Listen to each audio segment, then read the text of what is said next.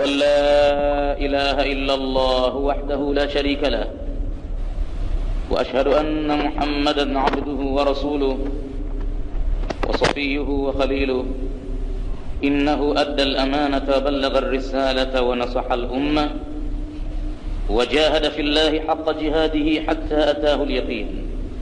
اللهم صل على محمد وعلى آل محمد كما صليت على إبراهيم وعلى آل إبراهيم وبارك على محمد وعلى آل محمد كما باركت على إبراهيم وعلى آل إبراهيم في العالمين إنك حميد مجيد. أما بعد، فإن أحسن الحديث كتاب الله تعالى وخير الهدي هدي محمد صلى الله عليه وسلم وشر الأمور محدثاتها وكل محدثة بدعة وكل بدعة ضلالة وكل ضلالة في النار. اللهم إنا نعوذ بك من عذاب النار. Tukiwa katika sehemu ya mambo ya kuuzika na yale yanayofuatia katika ahkam al-janaiz, ad-dafnu wa tawabihu, mambo ya uzikaji na yale yanayofuatia. Tumefika kwa wale ambao wana vitabu vyao vya ahkam al-janaiz katika kurasa nambari 151. Tulikuwa kwenye nukta nambari 102 kwa nambari zilizo sahihi, ingawa kwenye kitabu imeandikwa nambari 105. Tumesema kwamba hizi nambari hizi ziliruka kwa bahati mbaya katika uchapaji, kwa hivyo nambari sahihi ni 102. Nukta hiyo tuliwahi kugusia ya kwamba wa yakulu alladhi wada'ahu fi lahdihi, na atasema yule mtu ambaye anamuweka maiti katika mwanandani wake. Kama kuna maneno ya kuyasema yaliyothibiti kisheria katika mambo yote yanayofanywa maiti, tokea anakoshwa mpaka analazwa, kama kuna maneno ya kuyasema basi yaliyothibiti ni haya. Atasema wakati anamlaza katika mwanandani wake, bismillahi, kwa jina la Mwenyezi Mungu, wa ala sunnati rasulillahi, na tunafanya hivi juu ya mwenendo wa mjumbe wa Mwenyezi Mungu. Au badili ya sunnati rasulillahi vile vile limethibiti neno jingine, bismillahi wa ala millati rasulillahi. Yote hayo ni sahihi. Wa dalilu, na dalili ya kusema maneno haya wakati wa kulaza maiti katika mwanawandani, wa dalilu alaihi hadith ibn Umar, dalili yake ni hadithi ya Abdullah bin Umar. Anasimulia Abdullah bin Umar radhiyallahu anhu kwamba anna an-nabiy sallallahu alayhi wasallam kana idha wada'a al-mayyita, mtume Mwenyezi Mungu nafsi yake alikuwa wakati anapomweka maiti fil khabri, ndani ya kaburi, maana yeye ndiyo kiongozi mkuu, kwa hivyo alikuwa akishiriki katika uzikaji, hasa akiteremka mwenyewe bwana mtume kaburini kumzika mtu, na akigomba kama tulivyoona katika hadithi jana kwenye Riyadhus Salihin. Alikuwa anagomba kama hashirikishwi mambo ya mazishi. Kama kafa mtu akupewa habari, naye anamjua Muislamu sahihi, anamjua mwendo wake wa Kiislamu, anashauriana akifanya, mtume lazima aulize kwanza, yuko wapi fulani bwana Simoni?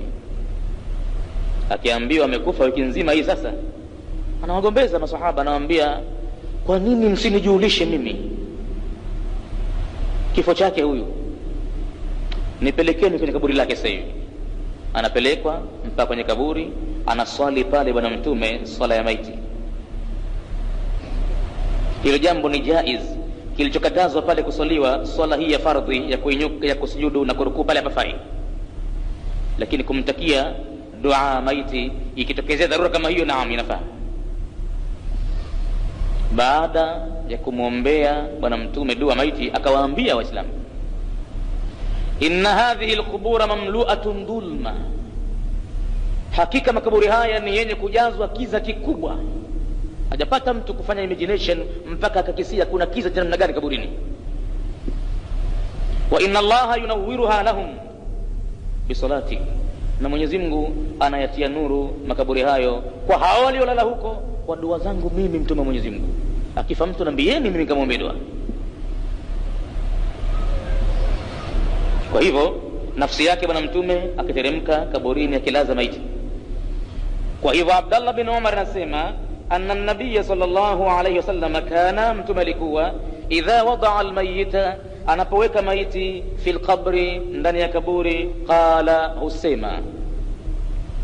Wa fi lafdhin, na katika tamko jingine hadithi hii Abdullah bin Umar imekuja anna an-nabiy sallallahu alayhi wasallam qala, kwa mtume kasema idha wada'tum mautakum, mbali kwa yeye mwenye kafanya, bali ikapatikana na sunna ya kaulia. Uzito jambo hili lina sunna mbili. Sunna ya fiilia, mtume kafanya mwenyewe, na sunna kaulia, mtume katamka fanyeni. Basi katika tamko jingine limekuja mtume anasema idha wada'tum mautakum fil quburi, wakati mtapoweka maiti zenu kwenye makaburi, faqulu, hii ni amri sasa, semeni bismillahi wa ala sunnati rasulillahi, kwa jina la Mwenyezi Mungu na tunalaza maiti hii juu ya mwenendo wa mjumbe wa Mwenyezi Mungu. Wa fi riwayatin milla, katika riwaya nyingine imekuja neno milla bali ya sunna, na yote bi maana wahid. Milla na sunna ndo maana hiyo hiyo. Hadithi hiyo ya Abdullah bin Umar imekuwa ndo dalili ya maneno hayo. Akhrajahu Abu Daud, ameitoa Imam Abu Daud wa Tirmidhi wa Ibn Majah wa Ibn Hibban fi sahihihi. Ibn Hibban kaitoa kwenye kitabu chake sahihi, wal Hakim wal Baihaqi wa Ahmad min tariqaini. Ahmad kaitoa katika njia mbili yani Ibn Umar, ambazo zote zinatokana na Abdullah bin Umar. Wal lafdh al awwal, na tamko la mwanzo lile la bismillahi wa ala sunnati rasulillahi, tamko lile li Abi Daudi, Imam Abu Daud alipokea, wa Ibn Majah wa Ibn Sunni. Wal lafdh al akhar, na tamko jingine lile lilbaqina, ni wale maimamu tuliowataja waliobakia, wao ndio wapokea tamko jingine al-millah, wa bismillahi wa ala millati rasulillah. Wa amma riwayatul ukhra, ama msimulizi mengine, fahiya li Tirmidhi, hayo kwa hakika yamekuja kutokana na Imam Tirmidhi wa Ibn Majah wal Hakim. Wa riwayatun li Ahmad, na masimulizi ya Ahmad, wa maanahuma wahidun, na yote maana yake ni moja tu. Wa qala Tirmidhi, na akasema Imamu Tirmidhi, hadithun hasanun, hadithi ni nzuri katika mategemezi. Wa qala al-Hakim, Hakim akasema wa wafaqahu adh-Dhahabi, Imamu Dhahabi ameiwafik hadithi hiyo vile vile, na akasema kuyafiki kwake kwamba hii hadithi ni sahih ala sharti ash-shaykhaini, juu ya sharti walioiweka mashekhe wawili wa hadithi, Bukhari na Muslim. Sasa mwenye kitabu hichi cha Ahkam Janaiz, Albani mwenyewe anasema qultu, mimi hapa ilibidi niseme haya yafuatayo. Wa huwa kama qala, hivyo ni kama walivyosema maimamu wawili hao Hakim na Dhahabi. Wala yadhuruhu riwayatu ba'dihim, tena wala haitudhuru kitu kama kuna riwaya nyingine ya baadhi yao lahu kwenye hadithi hiyo, riwaya hiyo ikawa mawqufan, imesitia maneno kwa sahaba bila kumpata mtume, li amraini, haitudhuru kitu riwaya hiyo kama itakuja kwa sababu mbili, kwa mambo mawili. Al-awwalu, jambo la mwanzo, anna alladhi rafa'ahu thiqatun, walionyanyua hadithi mpaka mtume ni watu madhubuti wanakubalika. Wa hiya ziyaratun minhu, nayo ni ziada inayotokana na yeye. Fayajibu kubuliha, ni wajibu kukubali kupokea waislamu hiyo. Wa yuayiduhu al-amru thani, na inatilia nguvu jambo hilo ile jambo la pili, annahu ruwiya marfu'an, ya kwamba imesimuliwa hali ya kurufaisha mpaka mtume, min at-tariq al-akhar, katika njia nyingine imekuja marfu' mpaka mtume. Au yakulu, au atasema mtu wakati wa kulaza hiyo maiti kwenye mwanandani, au kama sikusema bismillahi wa ala sunnati rasulillahi, bismillahi wa ala millati rasulillahi, au kuna maneno mengine kidogo yameongezeka kitu, bismillahi wa billahi, sahihi vile vile imekuja kwa riwaya, kwa jina la Mwenyezi Mungu na kwa haki ya Mwenyezi Mungu. wa ala millati rasulillah, na juu ya mwenendo au mila ya mjumbe Mwenyezi Mungu. Hii vile vile sahihi. Maneno haya yamekuwa ni sahihi li hadithi al-Bayadhi, kutokana na hadithi ya Bayadhi radhiyallahu anhu, Mwenyezi Mungu amwiradhi, an rasulillah, kapokea kwa mjumbe Mwenyezi Mungu sallallahu annahu qala, kwa mtume kasema hivi: almayitu, maiti, idha wudi'a fi qabrihi, wakati atapowekwa ndani ya kaburi lake, anazikwa, falyakul alladhi yad'unahu, na aseme yule ambaye anamlaza maiti yule, hususan yule aliyoko upande wa kulia kichwani, hususan yeye ndio kiongozi pale anomlaza. Na bila shaka katika kulaza maiti si jambo kwamba linalazwa kama jiti kama gomba hivi. Bila shaka watafute watu wanaofahamu mambo, wasije kamweka tu vyovyote vile. Kuna namna yake, kuna sheria yake, kama tulivyosema katika darasa lililomalizika wiki iliyopita. Analazwa kulalia ubavu wake wa kulia, kichwa kinaelekea kibla, na miguu vile vile, matumbo ya vidole yanafanywa kuelekea kibla, na visigino viko kusini huko. Analalia ubavu na mkono unahakikisha kwamba hakulalia bali kalalia sehemu ya bega, mkono wake unapita hivi. Kimlaza akalalia mkono ni makosa. Kwa hivyo pale kwa hakika pataka ufundi fulani.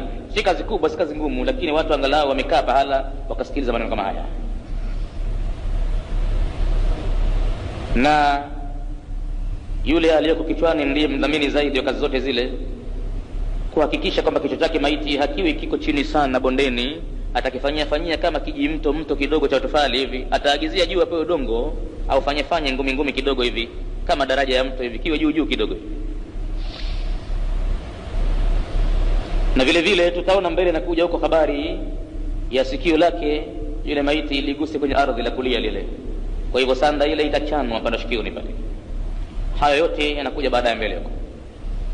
Hii ndiyo hali ya mwanadamu katika pahala pake pa mwisho.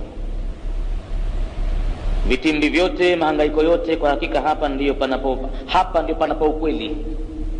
Yale yote yaliyopita ya uongo, hapa ndo pahala penye ukweli.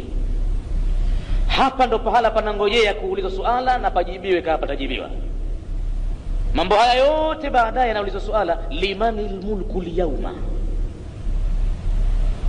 hebu nijibuni leo kama yuko mwenye power, ufalme ni wa nani? Viumbe tokea sasa hivi wanakubali kuwa watu wazima, kuwa vizee, hawaoni vizuri sasa, hawasikii vizuri sasa, miguu wakikaa kitako kuinuka tabu. Hii yote ni hali ambayo inawaelekeza kwamba ufalme ni wa mmoja tu, wakipenda wasipende.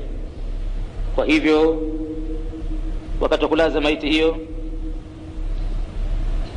yule ambaye analaza hasa ni kiongozi au kila mmoja miongoni mwao kama atasema hivyo, hapana tatizo, kwa sababu riwaya zimekuja sahihi. Ndio maneno pekee yaliyokuja katika wakati unapomtendea maiti mambo. Tokea unakosha, hakuna maneno sahihi yaliokuja kwamba useme hivi, wakati kumfika sanda useme hivi. Haikuja maneno yote. Maneno yaliyokuja kwa kulaza haya kabisa imethibiti: bismillahi wa ala sunnati rasulillahi, au bismillahi wa ala millati rasulillahi, au bismillahi wa billahi wa ala millati rasulillahi. Yote ya sahihi.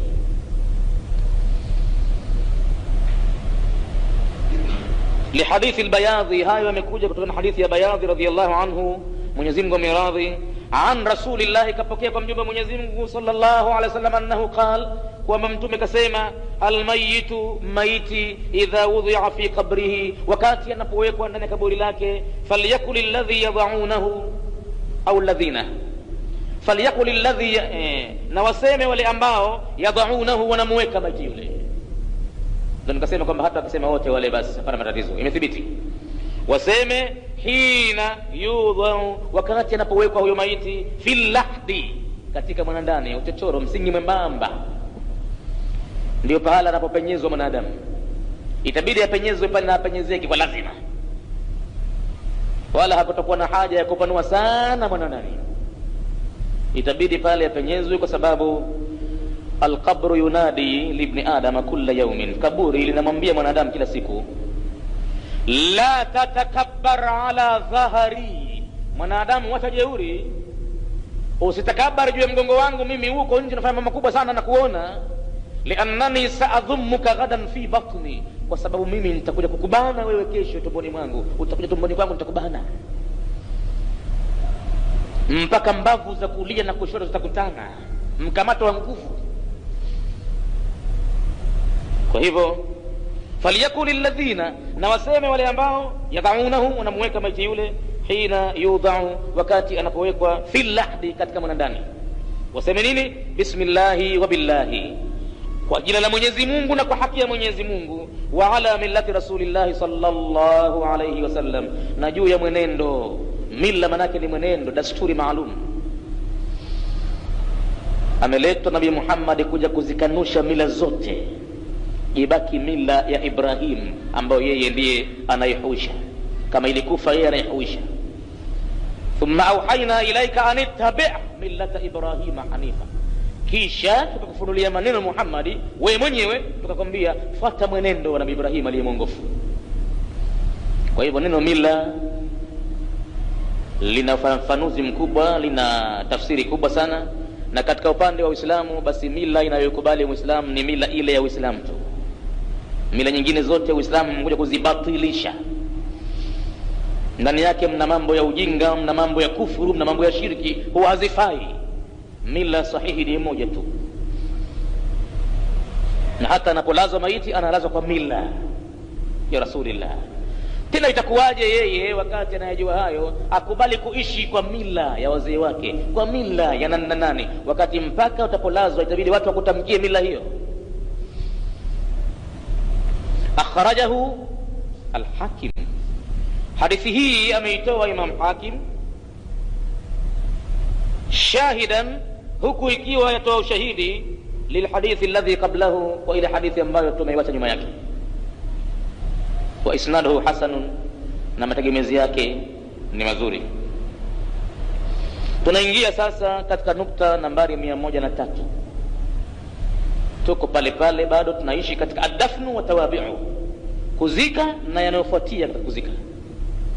Nambari 103, wa yustahabu, na inasuniwa au yustahabu, inapendezeshwa kisheria, ni jambo zuri, si lazim, lakini jambo zuri. Liman inda alqabri, kwa yule aliyoko mbele ya kaburi, an yahthu, kutupia tupia, min turabi, katika mchanga kidogo uteke au udongo, thalatha hathawatin au hatayatin, atupie kama mimwagio mitatu, vikofu vitatu hivi.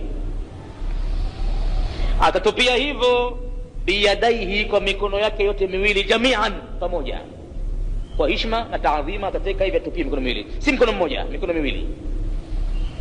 Baada alfiraghi, na atayafanya hayo baada ya kwisha kumalizika, min suddi lahdi, kufukiwa mwanandani yule. Kama yuko mtu pale anafahamu hayo, ni vyema, ni jambo ambalo mustahabu hilo, na limekuwa ni jambo la sunna hilo, li hadithi Abi Huraira, kutokana na hadithi ya sahaba wa Mtume bwana Abu Huraira radhiyallahu anhu, anna Rasulullah sallallahu alayhi wasallam, anasimulia Abu Huraira ya kwamba hakika Mtume Mwenyezi Mungu sallallahu alayhi wasallam salla ala janazatin, alisalia juu ya jeneza fulani. Thumma ata almayita, kisha kamwendea maiti pale alipozikwa. Fahatha alayhi, akatupia juu yake, min qibali ra'sihi, katika upande wa kichwani, katika upande wa kichwani. Thalathan, mchanga katupia mara 3. Hichi ni kitu ambacho angalau kimethibiti, lakini maji hayakuthibiti kisheria. Maji ni uzoefu wa watu tu. Kama kuna kitu kimethibiti ni mchanga, sehemu ya kichwani, na sio kupeleka kama maji vile vimwagwa mpaka miguuni. Hapana, kichwani pale. Kilichothibiti katika sunna mustahabu, tena mustahabu, si lazim, ni jambo la sunna. Lakini kwetu sisi tumefanya yale maji kama kwamba ni wajibu, yakikosekana ugomvi mkubwa utakuwa. na huenda yakachukuliwa tokea mjini maji, na wakati anapomiminwa huwa yanamiminwa kwa namna ambayo kiitikadi kwamba ndo wataamka, ndo watazindukana, ndo watapata habari, anaanzia kichwani unayapeleka mpaka miguuni mle na hivi na hivi. Kwa hakika haikuthibiti mambo ya maji. Kama kaonekana mtu kafanya wakati wa mtume au maswahaba, ilikuwa maji yale na mwagwa katika kaburi lote ili kuzuia mchanga wa desert, mchanga kwenye jangwa. Katika siku za kiangazi mchanga ule hautulii, ukija upepo utavurumisha mchanga na kaburi tafukuka, huenda mnyama akachukua maiti kirahisi. Basi maji yale hikima yake ni kumwagiwa kaburi lote ili likamatane kaburi lile. Hiyo upepo kivuma si rahisi kupeperuka.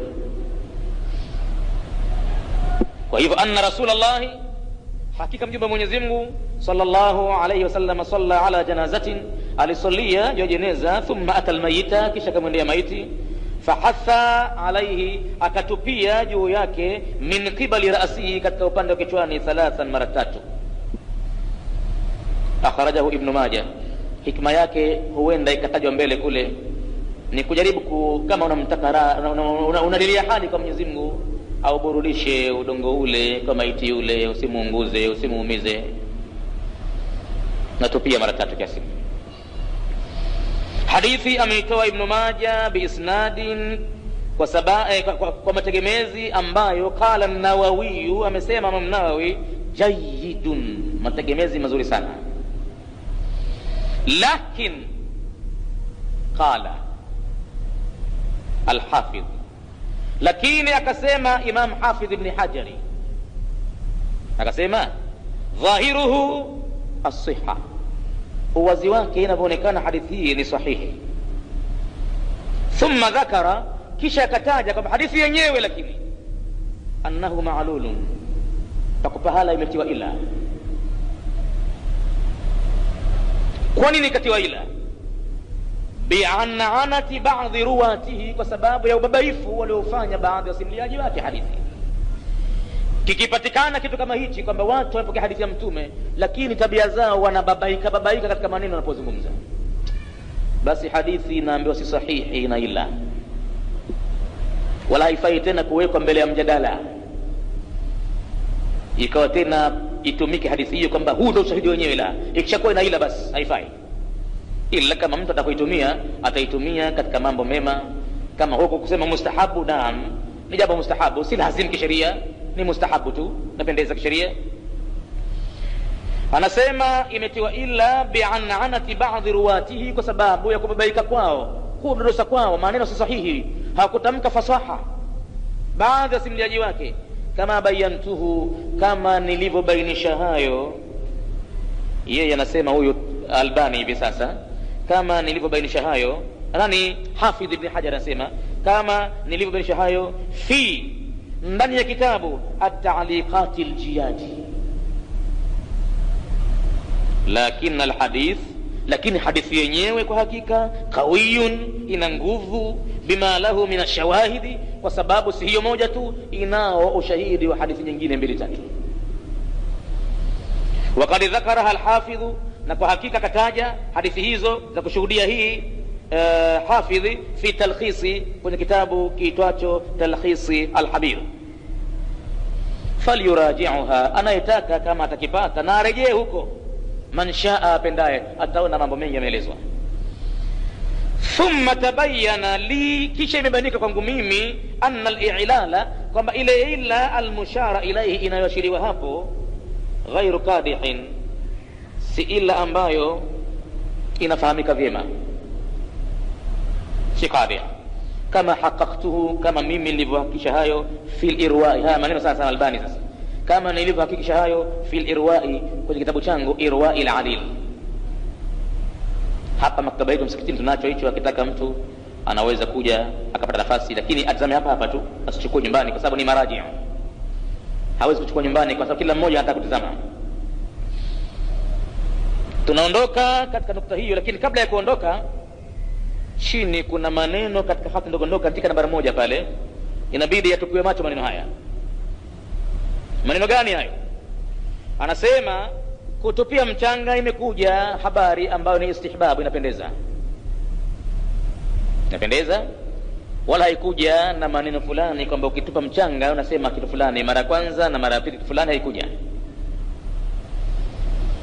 Kwa hivyo wa amma isti'babu ba'dhi almutaakhirina, ama jambo la kupendezesha baadhi ya wanavyuoni waliokuja mwishoni, min alfuqahai, katika wanafikihi, an yakula fi lhasati alula, kwamba mtupiaji aseme katika kutupia vikofi mara ya mwanzo, minha khalaqnakum, kutokana na hiyo ardhi udongo tumekuumbeni, wa fi thania, na wakati anapotupia mara ya pili, wa fiha nu'idukum, na katika hiyo ardhi tunakurejesheni, wa fi thalithati, na wakati wa kutupia mara ya tatu, wa minha nukhrijukum taratan ukhra, na katika hiyo ardhi ndo tutakutoweni kwa mara nyingine. Ama kuhusu pendekezo hili waliokuja nalo watu waliokuja mwishoni katika wanafiki, wa mwanzo wanafiki hawakuwa nayo mambo hayo, lakini watu wa mwishoni wamekuja kupendezesha hiyo. Anasema Albani, maneno hayo kwa hakika fala asla lahu, hayana msingi, fi shay'in, katika lolote, min alhadithi, kutokana na hadithi, allati, hadithi ambazo, asharna ilaiha, sisi tumeashiria kwenye hadithi hizo, fil a'la, katika sehemu yake ya juu. Wa amma qawlu an-Nawawi, ama kuhusu neno la Nawawi pale aliposema waqad yustadallu lahu, habari hii yatolewa dalili bihadithi Abi Umama, kwa hadithi ya Abi Umama radhiyallahu anhu, qala, amesema lamma wudhi'at Ummu Kulthum, alipowekwa bibi Ummu Kulthum binti Rasulillahi sallallahu alayhi wasallam, mtoto wa mtume, fil qabri, wakati alipolazwa kwenye kaburi, iko maneno nao yanasema kwamba habari hii ya kusema minha khalaqnakum wa fiha nu'idukum wa minha nukhrijukum taratan ukhra, katika kutupia udongo ule, Imamu Nawawi amesema kwamba inatolewa dalili kwa jambo lo fulani, mtume kafanya hivyo. Anasema Albani kuhusu maneno ya Nawawi kwamba alipowekwa Ummu Kulthum radhiyallahu anha, mtoto wa mtume, alipolazwa kwenye kaburi, qala Rasulullahi, alisema mjumbe Mwenyezi Mungu sallallahu alaihi wasallam, minha khalaqnakum, yani katika hiyo ardhi tumekuumbeni. Hayo maneno yamo ndani ya Qur'ani kwenye sura Taha. Mwenyezi Mungu anasema hivyo, wa fiha nu'idukum, na ndani ya hiyo ardhi ndiyo tunakurejesheni siku zote hivi, wa minha, na kutoka kwenye hiyo ardhi, nukhrijukum, tutakutoweni taratan ukhra, kwa mara nyingine. Hadithi hiyo kaitaja Imam Nawawi, anasema rawahu al-Imam Ahmad, ameisimulia Imam Ahmad, min riwayati Ubaidillah, kutokana na riwaya ya bwana Ubaidillah ibn Zahri, na yeye kaipata ana Ali ibn Zaidi ibn Jud'an, kaipata kwa Ali bin Zaidi ibn Jud'ani an al-Qasim, na yeye huyo bin Jud'ani kaipata kutokana na Qasim. Anasema Albani, wa thalathuhum, wote hawa watatu waliotajwa hapa, dhuafau, ni watu dhaifu katika mambo ya hadithi. Hilo jambo wamekubaliana maimamu wote wa hadithi, hawa watu ni watu dhaifu, si watu kawii. Lakini hata hivyo, yustanasu, itaweza kuunganishwa ikapewa nguvu, bi ahadithi alfadaili, kwa hadithi ambazo zimekuja kutaja mambo matukufu, mambo mema, mambo ya amali njema, hadithi fadhail. Wa in kanat dhaifa, hata kama hadithi hizo zote fadhail ni dhaifa, al-isnadi, kwa mategemezi yake, wa yu'malu biha, zitafanyiwa kazi, zitumiwe hadithi hizo, bima fi targhibi, kwa sababu ndani yake mna mambo ya kupendezesha, wa tarhibi, mna mambo ya kukhofisha. Wamekubaliana baadhi ya watu kwamba hadithi hata kama itakuwa dhaifu, lakini kama inamkhofisha mtu, je, mwache atishwe mtu. Kama hadithi inampendezesha mtu kufanya jambo la khairi, na kwa hadithi ile pengine itamtia tamaa afanye khairi ile, wacha itumike. Anasema Imam Nawawi, wa hadha minha, na hadithihi ya minha khalaqnakum, basi ni miongoni mwa hizo. Lakini Imam Nawawi mwisho akasema wallahu a'lam, maana yeye ni binadamu, kaeleza hivyo, mwisho akasema wallahu a'lam, Mwenyezi Mungu ndo ajuaye. Sasa Albani anajibu kuhusu habari ya maneno haya, wakati wa kutupia udongo, maiti shazikwa, unarusha udongo kwenye kaburi pale, kusema minha khalaqnakum wa fiha nu'idukum wa minha nukhrijukum taratan ukhra. Anasema faljawabu alayhi min wujuhin, jawabu ya kujibiwa maneno ya Imam Nawawi yanakuja katika sura nyingi.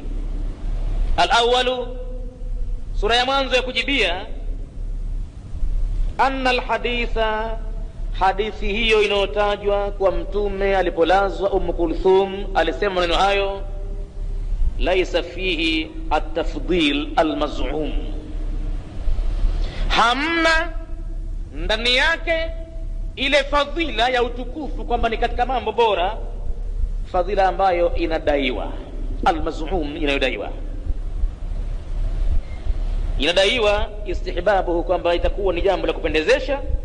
Kwa hivyo hadithi kama hiyo, fala hujjata fihi, haiwezi kutiliwa hoja aslan, asili yake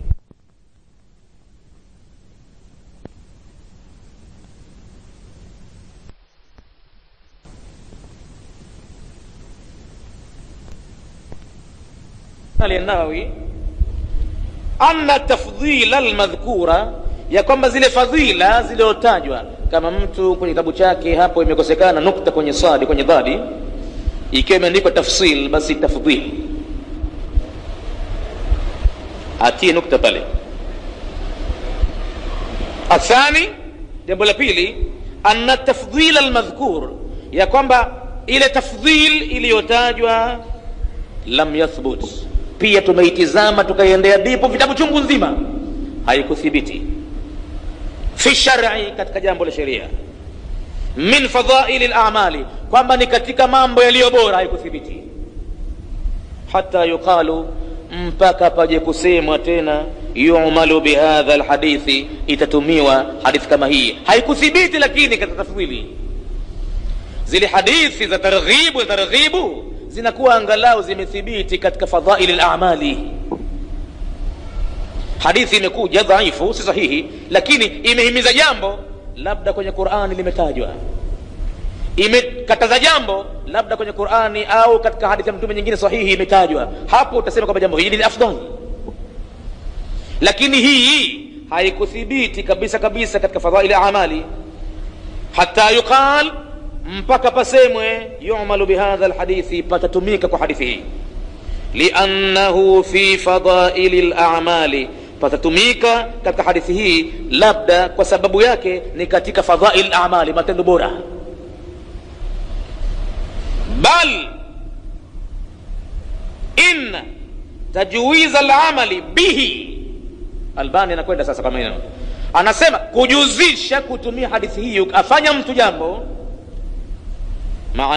maana yake itakuwa ithbatu mashru'iyatin, mtu anathibitisha jambo la sheria, amalan bihadithi dhaifin, kwa kutumia hadithi nyonge, na hilo jambo alikubaliki abadan.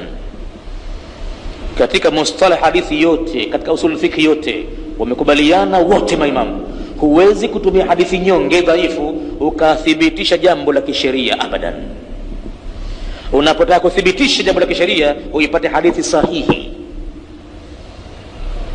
Kwa hivyo mwanachuoni aliyezama sana katika wanavyuoni al-asria, kwa hakika huyu Albani, huyu katika mambo ya hadithi, kwa hakika anastahili kupewa sifa ya aina yake, sio maskhara. Hivi sasa katika university za Saudi Arabia, pamoja na kuondoshwa Albani pale Saudi Arabia, wale walimu wa university, ananihadithia mwanafunzi kaja karibuni hapa kupumzika kidogo siku tatu, kwenye jamia, walimu wote wa jamia wanamrekomendi Albani kuwa ni top scholar, mwanachuoni wa juu, na wanawaambia wanafunzi wote wa jamia, mkitoka chuoni hapa mtakuwa ni maduati makwenu, mnapokwenda makwenu huko mkautangaze Uislamu, na katika vitabu vitakavyokusaidieni ni vitabu vya Albani, ndio vitabu vya kutegemewa. Na kwa hivyo naambiwa wanafunzi, katika posho tunayokupeni ya kununulia vitabu, basi hakikisha kwamba vitabu vya Albani vyote unakuwa navyo nyumbani, ili iwe reference yako. Halafu ikatoka amri hii ahkamu janaizi tunayotumia sisi sasa hivi, baada ya kuitengeneza mara 2-3, katoa ya kwanza fupi, haina sherehe yoyote, Albani nyembamba ilikuwa hivi, akaitoa mara ya pili, lakini mara ya tatu akatoa chuma hichi kimejaa kila kitu ndani yake. Basi walimu katika jamia wanamwambia kila mwanafunzi, kitabu cha ahkami aljanaizi cha Albani ni must book, kila mwanafunzi lazima awe nalo, ni kitabu cha lazima. Kule kuondoshwa Saudi Arabia ni jambo ambalo kawaida, pahala pana ufalme na pana dini mbali, wale wanavyoni wa dini mbali mambo yao na ufalme mbali mambo yao. Kitu kilichomuondosha Albani, alikuwa hakubali maamuzi ya Bin Baz, wakati mwingine anakwenda kinyume na sheria. Istinbati zake wakati mwingine za kwenda hamna hoja za kidini, na eji yake ni kubwa mno kiasi ambacho sasa baadhi ya masuala anajibu kidogo na makosa ndani yake. Na kule mufti al-aam kama Bin Baz huruhusiwi kabisa kuingilia kati ukapinga. Hilo ni kosa ambalo yeye si mtume yule. Mufti al-aam lolote atikijibu Bin Baz, basi watu wote wakaikimia, itabidi wafuate vile. Albani alikuwa hakubali, akitoa makosa na makosa yake kama anamtukana, anasema hili jambo alikuthibiti kisheria, itakuwa istinbat yake mwenyewe. Na kama kuna kitu kakitegemea hadithi dhaifu, na hadithi dhaifu hatuwezi kuisogeza tukathibitisha jambo la sheria katika dini. Tutahitaji hadithi dhaifu ijulikane tu, lakini tusiiweke kwamba ndio sababu ya kwamba hii dalili ya sheria. Albani amekwenda dipu sana katika mambo ya hadithi haya. Atakayepata bahati ya kusoma vitabu vyake Albani, kwa hakika anaweza kuwa na elimu nyingi sana katika mambo ya dini. Kitabu chochote cha Albani kitazame, lakini uwe na uoni wa kukionea kile kitabu, uwe nayo kidogo matayasara ya kutizamia kile kitabu, umfahamu vile anavyokwenda. Usifanye haraka hata kidogo, unamtazama katika sentensi yake. Kama hujapata kitu, rejea tena mara ya pili. Hujapata kitu, ukiona umechoka, funga kitabu kwanza kaweke, na ukikwama zaidi tafuta watu kusaidie. Ukimfanyia papara mambo yatakorogeka, utakuwa umfahamu pole pole kabisa, line kwa line, hatua kwa hatua, neno kwa neno unamtazama. Ukipata tabu, chukua dictionary, kamusi, fungua neno hili maana yake nini hasa. Kwa hakika atakuwa anakusomesha Albani, na stage yako itakuwa inapanda kwa haraka sana sana kabisa. Wa adhanu al-ishai biidhnillah tabaraka wa taala. Katika baadhi ya vitabu ambavyo vyenye thamani sana vya Albani, amenambia mwanafunzi huyo rafiki yangu, hivi sasa ametoa sherehe ya Bulughul Marami. Humo ndo mnamo mambo Bulughul Marami. Hii tunaidharau sisi hii, kumbe ni kitabu katika dunia, kitabu muhimu mno, kimeonekana cha kale cha zamani, lakini vile kilivyo ni mukhtasari sana, hakifahamiki. Wako waliokutoa sherehe ya Subul Salami, yuko vile vile Ali Bassam katoa sherehe yake tawdih ahkam nzuri sana, juzuu 6 katoa, volume 6. Lakini Albani ametoa volume 2, juzuu 2 kubwa. Wanafunzi sasa hivi imekuwa ni kinyang'anyiro sasa hivi, hakijatoka basa sawa bado. Nakla zilizotoka kwa mara ya mwanzo, chapa ya mwanzo kabisa, zimezika zote. Humo kwa hakika mtu akikipata cha Albani Bulughul Marami, basi kila kitu kimumo kwa hakika, hatopata tabu kuifahamu hadithi yoyote. Na amekwenda deep, kama unavyomuona mwenye mambo yake, hivyo vile vile amekitazama kile kitabu, akaona iko haja ya kutia na mchango wake vile vile kwa hadithi za ndani yake. Kwa hivyo anachokisema Albani kujibu maneno ya Imam Nawawi, hapa pana sehemu ya ujana chuoni, asije katoka mtu na fikra hapa kwamba labda Nawawi amedharauliwa sana, maneno yake yamepingwa, ikaja ikaonekana darasani ya kudharau baadhi ya maimamu. Hapana, hatudharau, kwa sababu tunasomesha kitabu chake Imam Nawawi, Riyadhus Salihin. Hapa tunacho darasa yake kwa Jumatano, kimekubalika kile kitabu, muhimu mno. Lakini hapa anaotoa dosari ni Albani, mwanachuoni kabobea, sio mtu mwingine ovyo ovyo tu. Na utamtizama kile anachokizungumza, sio yeye binafsi yake kwamba kafukuza Saudi Arabia, kosa alifukuza alijua. Sema kitu aliyotolewa pale alijua ni kukataa istinbati za Bin Bazi ovyo ovyo. Bin Bazi kaja istinbati ambayo kule na practice kama kwamba ni sheria, kutoka katika rukuu kurejea kwenye itidali, mikono kurejesha tena kifuani. Hii Albani kaipinga, anasema haikuja katika riwaya sahihi. Anasema kama lingelikuwa ni jambo kutoka kwa mtume, anasema wallahi lingekuja bisaraha, wazi wazi, kama unavyoona sala nzima mtume sallu kama raaitumuni usalli, lisingekuwa nataka istinbati baada ya miaka 1000 kupita na zaidi ndio itokee istinbati kama hiyo. Abadan, lingeonekana tokea katika alqarni alawwal. Kwa hivyo hayo mambo kwa hakika yamemfanya kwamba aonekane kwamba anambughudhi, anamwangushia cheo. Amwambia utofai bwana, nenda zako bwana. Yuko kwingine jamaa amempokea kwa hii maana somesha. Tayib, anachokisema Albani ni kwamba bal inna tajwiz al-amali bihi, hakika tendo la kujuzisha kutumia hadithi kama hiyo dhaifu, maana yake itakuwa ithbati mashru'iyya, ni kuthibitisha sheria amalan bihadithin dhaifin, kwa kutegemea hadithi dhaifu. Na hilo jambo anasema Albani, wadhalika la yajuzu, hilo jambo halifai, lianna almashru'iyya, kwa sababu jambo la kisheria aqallu darajatiha, uchache wa daraja yake, angalau alistihbabu, iwe hadithi imekuja katika jambo istihbabu ndio unaweka sheria hapo, lakini sio kote hadithi dhaifu uweke kama sheria hapa, haikubaliki. Wa huwa hukmun, nayo hiyo ni hukumu mojawapo min alahkam alkhamsa, katika hukumu tano, allati, hukumu tano ambazo la tathbutu, haziwezi kupewa njia zikathibiti illa bidalilin sahihin, isipokuwa kwa dalili sahihi. Maana ukifanya mchezo kidogo katika mazishi hapo ndo maana tena dini inakorogeka tena hapo.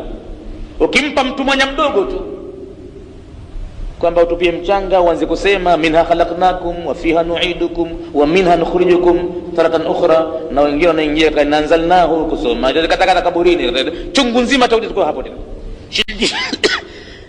Uwe careful sana katika mambo ya dini haya, hususan katika jambo nyeti la mazishi. Uzushi wote umepatikana katika mazishi bwana, tokea maiti alipokufa mpaka kukoshwa kwake, mpaka kufanywa kwake, mpaka kwenda na jeneza, kila kitu kimeharibiwa ndani yake. Na baada ya kuzikwa vile vile nini watafanya watu kwa siku ya kwanza, kwa siku ya pili, kwa siku ya tatu na 40 yake, na mwaka ukifika vile vile. Hapa kwa hakika panataka kutazama sana, ni pahala ambapo watu wamebomoa dini vibaya, wamewafanya watu mpaka uchumi wao uharibike kwa sababu ya jambo la msiba. Mtu aingie kwenye madeni kwa msiba kufiwa, ilikuwa ni mtu wa kusaidiwa yeye, ni mtu wa kutizamwa yeye, lakini matokeo yake ni kwamba mtu anaingia katika hilaki kwa sababu amefiwa. Kule kufiwa peke yake ni msiba, halafu anaingia tena katika hilaki nyingine. Uislamu hakuja namna kama hiyo kwa hakika. Anasema aqallu darajatiha alistihbabu wa huwa hukmun, na hii ni hukumu mojawapo min alahkam alkhamsa, katika hukumu tano, allati, hukumu tano ambazo la tathbutu, haziwezi kuthibiti illa bidalilin sahihin, isipokuwa zitathibiti kwa dalili iliyo sahihi. Wala yajidi fiha dhaif, na wala hakuna nafasi ya kuitumbukiza ndani yake hadithi iliyokuwa nyonge. Hili jambo anasema sisemi peke yangu, biittifaqi ulamai, kwa maafikiano ya maulama wote wamekubaliana wasifanye mchezo katika dini, wasilikubali jambo lilokuwa dhaifu wakalipachika likawa ni sheria. Wamekataa maimamu, wamekataa maulama. Hii ni chombo cha Mwenyezi Mungu, tutakuwa masuli baadaye. Sio kila kitu mtu kaona staanatia tu, yeye anatia tu. Hapana, kuna mikakati maalum ya kuzuia yasiingie mambo katika dini, ilikuwa hana shahidi makini. Anasema tena athalithu, njia ya tatu ninayojibia maneno nao yale, anna alhaditha dhaifun jiddan. Nasema sasa kwamba hadithi yenyewe ni dhaifu sana, kuwa mtume alipokufa mwanawe Kulthum alitupia mchanga na akasema aya ile ya Qur'ani, mina khalaqnakum, hadithi yake dhaifu, tena dhaifu yenyewe dhaifu sana. bal tena si kama inafikia kwenye dhaifu sana tu, huwa maudhu'un, ni ya uongo, ni hadithi imepangwa tukapachikwa tu.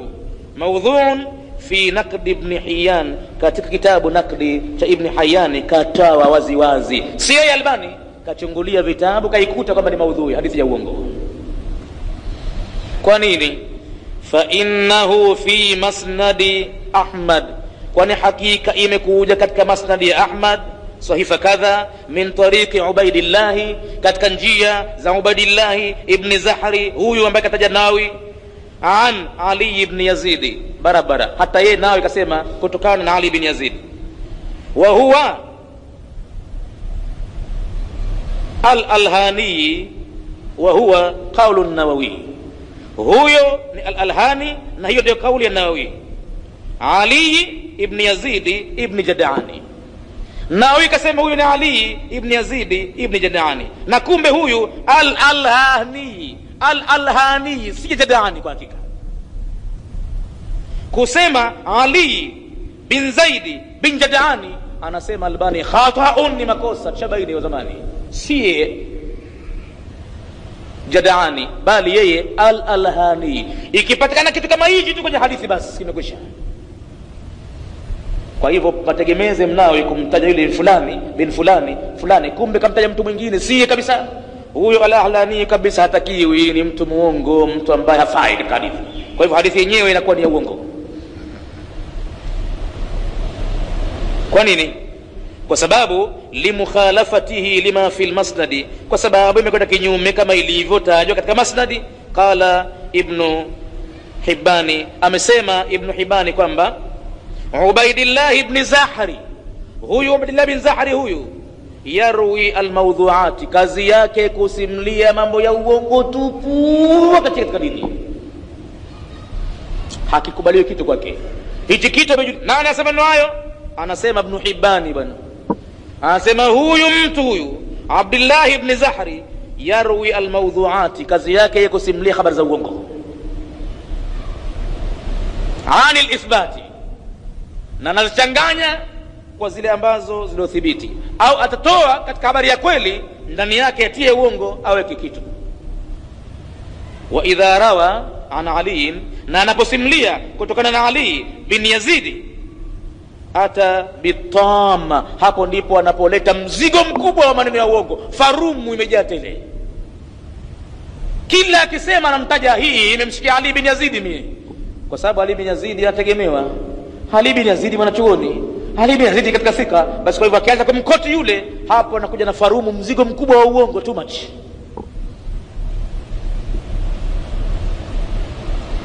Wa idha jitamaa fi isnadi,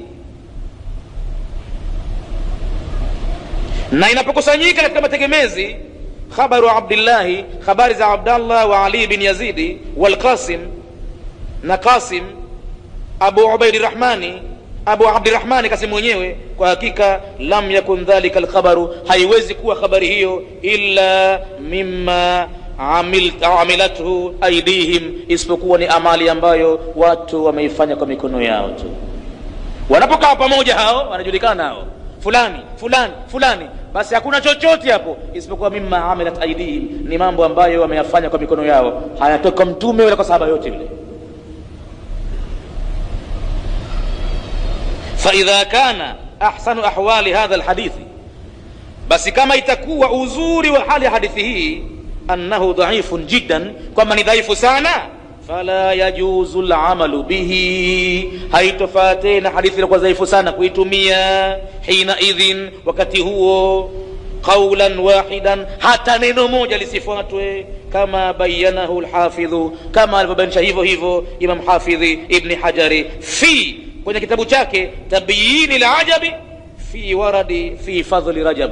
Hilo jina la kitabu hilo, Tabyini al-Ajab fi katika fi ma warada fi fadhli Rajab, katika mambo yaliyokuja kutukuza mwezi wa Rajabu, kametia humo itikadi, ametia sio hiyo. Hadithi kishakuwa dhaifu sana, haifai kufuatwa hata neno lake moja situmike. Kwa hivyo kutupia mchanga imethibiti istihbabu, lakini maneno yale ya minha khalaqnakum kwa gao la kwanza, la pili wa fiha nu'idukum, la tatu wa minha nukhrijukum, taratan ukhra hadithi yake ni ya uongo, lakini watu ndo wanafanyia mbwembwe, ndo anapatia hiyo kukajwa kozi pale, na akaambiwa Sheikh lete vitu, na akitupa anaanza kutupia minha khalaqnakum, wa pili yumina wa fiha nu'idukum, na la tatu, na hata kama atupia hafati kama ilivyokuja ni mikono miwili kwa heshima na adabu, yeye atupia mkono mmoja tu. Wallahu a'lam, Mwenyezi Mungu ndiye ajuaye. Inshallah tutafikia hapa. Tutapokuja katika darasa inayofuata tutaondokea kurasa huu wa 153 katika nambari kwa mujibu wa kitabu kaweka 107, lakini itakuwa 104. Usahihi ni nambari 104 itakuwa hayo, ambayo itakuwa wayusannu ba'da alfaraghi min dafnihi umurun, inasuniwa baada ya kumaliza kumzika maiti mambo yafuatayo. Hapo ndipo tutapondokea hapo.